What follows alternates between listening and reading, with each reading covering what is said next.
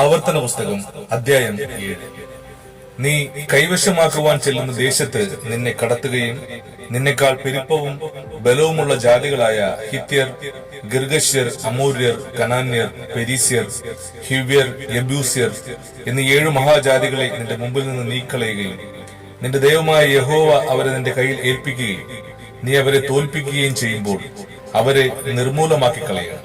അവരോട് ഉടമ്പടി ചെയ്യുകയോ കൃപ കാണിക്കുകയോ അവരുമായി വിവാഹ സംബന്ധം ചെയ്യരുത്. നിന്റെ പുത്രിമാരെ അവരുടെ പുത്രന്മാർക്ക് കൊടുക്കുകയോ അവരുടെ പുത്രിമാരെ നിന്റെ പുത്രന്മാർക്ക് എടുക്കുകയോ ചെയ്യരുത്. അന്യദൈവങ്ങളെ സേവിപ്പാൻ തക്കവണ്ണം അവർ നിന്റെ പുത്രന്മാരെ എന്നോട് അകറ്റിക്കളയും.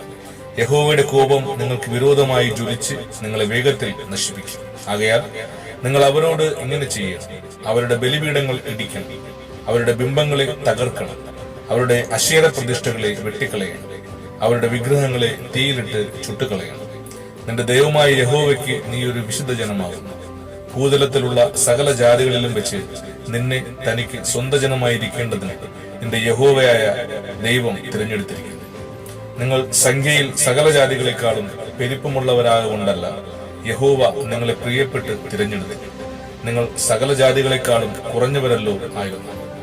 യഹോവ നിങ്ങളെ സ്നേഹിക്കുന്നത് കൊണ്ടും നിങ്ങളുടെ പിതാക്കന്മാരോട് താൻ ചെയ്ത സത്യം പാലിക്കുന്നത് കൊണ്ടും അത്രേ യഹോവ നിങ്ങളെ ബലമുള്ള കൈയാൽ പുറപ്പെടുവിച്ച് അടിമ വീടായ മിസ്രൈമിലെ രാജാവായ ഫറവോന്റെ കയ്യിൽ നിന്ന് വീണ്ടെടുത്തു.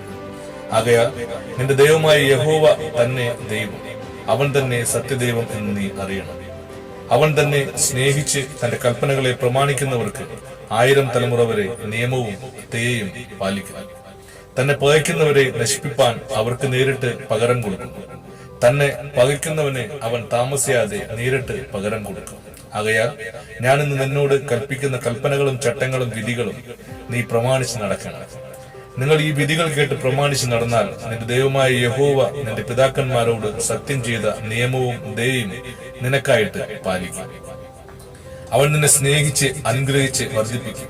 അവൻ നിനക്ക് തരുമെന്ന് നിന്റെ പിതാക്കന്മാരോട് സത്യം ചെയ്ത ദേശത്ത് നിന്റെ ഗർഭഫലവും നിന്റെ കൃഷിഫലവും ധാന്യവും വീഞ്ഞും എണ്ണയും നിന്റെ കന്നുകാലികളുടെ പേരും ആടുകളുടെ പിറപ്പും അനുഗ്രഹിക്കും. നീ സകല ജാതികളെക്കാളും അനുഗ്രഹിക്കപ്പെട്ടിരിക്കും. വന്ധ്യനും വന്ധ്യയും നിങ്ങളിലാകട്ടെ നിന്റെ നാൽക്കാലികളിലാകട്ടെ ഉണ്ടാകുകയില്ല. യഹോവ സകല രോഗവും നിങ്ങൾ നിന്ന് അകറ്റിക്കളയും. നീ അറിഞ്ഞിരിക്കുന്ന മിസ്രയീമ്യരുടെ ദുർവ്യാധികളിൽ ഒന്നും അവൻ നിന്റെ മേൽ വരുത്താതെ നിന്നെ ദ്വേഷിക്കുന്ന എല്ലാവർക്കും അവയെ കൊടുക്കും.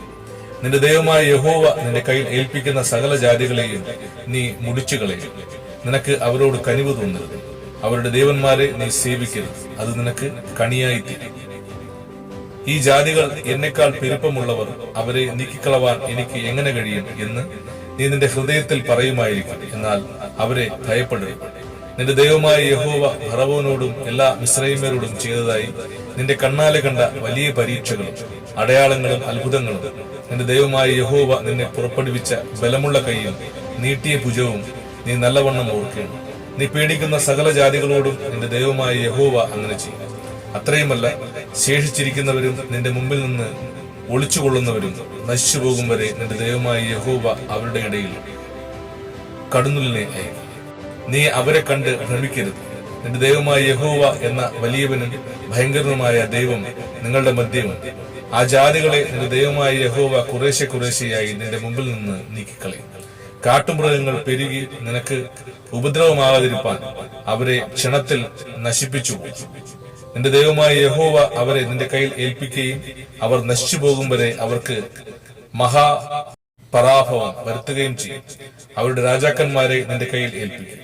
നീ അവരുടെ പേർ ആകാശത്തിന് കീഴിൽ നിന്ന് ഇല്ലാതെയാക്കുക. അവരെ സംഹരിച്ചു തീരുവോളം ഒരു മനുഷ്യനും നിന്റെ മുമ്പിൽ നിൽക്കുകയില്ല. അവരുടെ ദൈവപ്രതിമകളെ തീയിലിട്ട് ചുട്ടുകളയണം.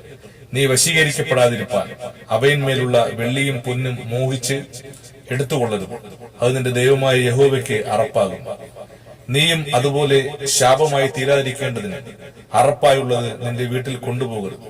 അത് നിനക്ക് തീരെ അറപ്പും വെറുപ്പുമായിരിക്കും. അത് ശാപഗ്രസ്തമാണ്. ആമേൻ.